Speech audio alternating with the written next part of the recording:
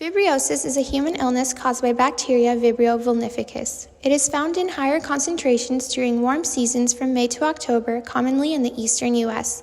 People at risk include patients who are immunocompromised, have liver disease or other health conditions, and people with cuts or wounds. Vibriosis can occur as a skin or gastrointestinal infection from consuming undercooked, contaminated shellfish. The skin infection develops when an open wound is exposed to brackish or salt water containing the bacteria. People who work or have contact with contaminated shellfish have a higher risk of infection.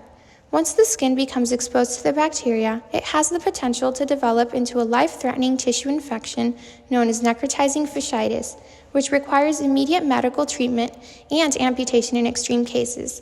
According to the CDC, there are roughly 205 infections yearly. Infection rates can be monitored and controlled through the use of One Health triad. At the environmental level, there should be preventive measures to keep aquatic environment clean from antibiotic residues. Aquatic organisms such as oysters and fish can easily get infected. In return, humans can become ill by eating raw oysters or by open wounds. Government agencies and health departments should monitor water during warm season and notify people about the health risks from eating seafood. An applicable top-down approach to this predicament would start at the legislative, leading down to EPA and CDC, commercial enterprises, and eventually to people. The legislative branch enacts new law and enumerates the CDC and EPA to protect and enforce the regulatory mandates. Commercial fisheries and retailers would follow the strict guidelines per mandates, lest they befall penalty under the law. Recreational ventures obey law by putting up precautionary signage. People are urged to uphold hygiene per CDC mandate. The management of a relatively preventable disease such as Vibrio vulnificus relies immensely on the education and cooperation of the community members at risk. Education can start for groups as young as elementary-age children to teach them the importance of covering their wounds before entering warm waters. Vibrio vulnificus acts most viciously towards immunocompromised populations, so educating this group on their risks should be prioritized. It is also essential that preparation of seafood in hospitals should be closely regulated to ensure proper cooking techniques, as consumption of undercooked seafood is the most common means of bacterial transmission. For our communication/outreach plan, what we could do is create a platform for injured fishers. The city can allocate on-site nurses that help fishers once they are back from fishing trips. The nurses could inspect their hands for cuts, lesions, and wounds.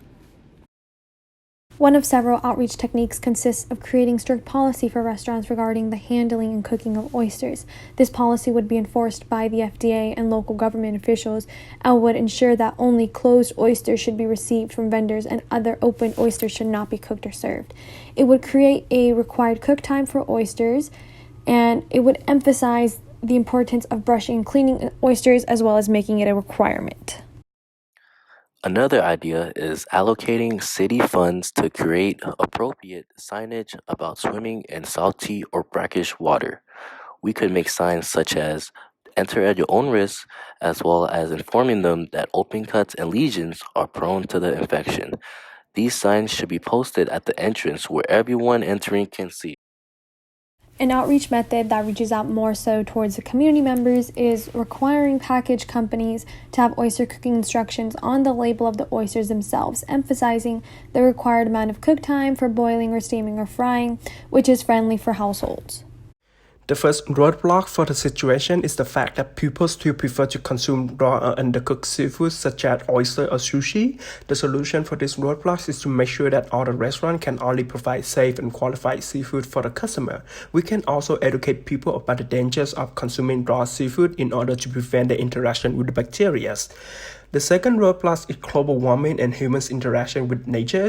The bacteria develop the best with the average temperature of 45 degrees Celsius in salt or brackish water. So it is our responsibility to prevent climate change and to make sure there's no open wounds before getting into and to shower after getting out of the water.